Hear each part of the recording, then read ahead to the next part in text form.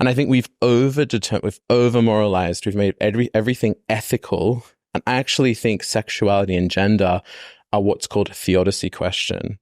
So theodicy means theo, God, and dike, which means righteousness in Greek. Theodicy, the question of how could God be good if he allowed me to experience this? So for me, with being gay, the big dilemma is, why would he allow me to have desires which are misaligned with his created order, do nothing to change them, and then condemn me for that? To me, that's a theodicy question.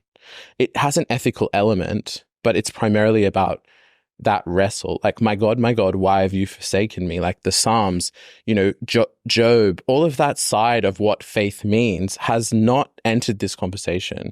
So we've over-moralized and under-theodicized sexuality. When you say over-moralized, I'm thinking about there's a huge emphasis on, it's almost like you're either saved or you're not by whether you're gay or not. Yeah. Right? And that's crazy to me. And that's not biblical. Oh, yeah. But the affirmation model and affirming theology is a response to people emphasizing our sexuality.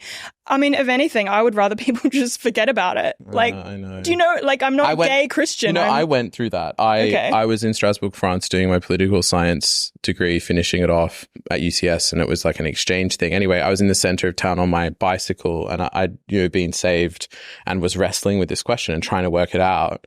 And it's really hard. And I came to that kind of view. I was like, I just don't even want to say I'm sexually attracted. I just want to say I'm a human, and I'm just probably going to get married to someone, have some kids, and die. Thanks. That's a lot easier. And I literally felt the Holy Spirit rebuke me when I was saying, and he was like, no, that is not what I've called you to do. I want to witness through your gayness and through that part of who you are. That is important to me, and don't delete that.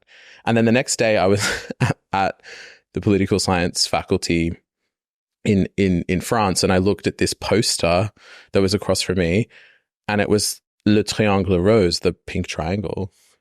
And it was the last gay Holocaust survivor. It was his autobiography, being like, they were having a launch event for it. And I was like, oh my gosh, I have to go.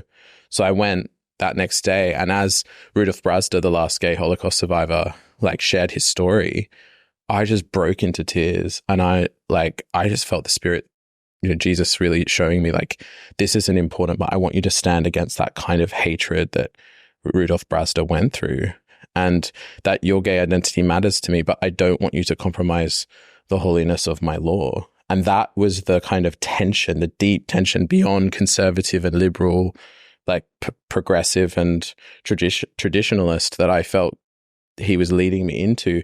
But it's a really hard tension to live in, and people don't think it's possible. But actually, when you follow grace, I believe that's where it leads you to that radical tension of holiness and inclusion, Okay, So that's where I would say the target is.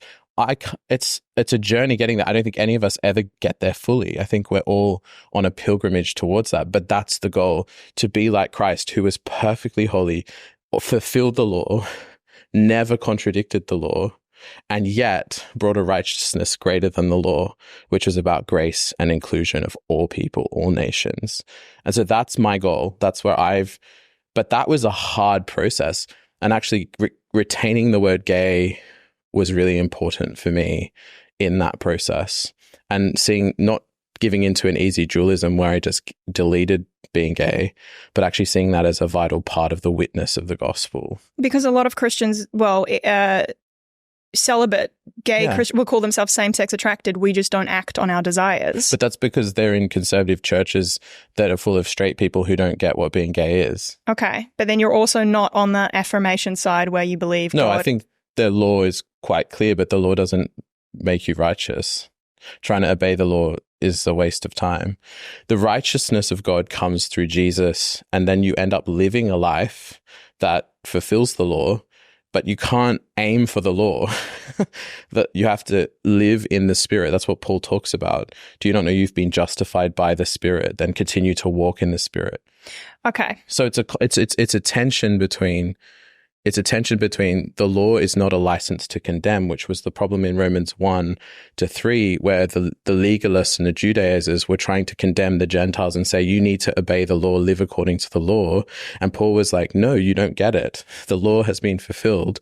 These people are justified by faith through the Messiah. They don't need to become Jewish and live in the law like you. And don't you know, you don't even live according to the law yourself.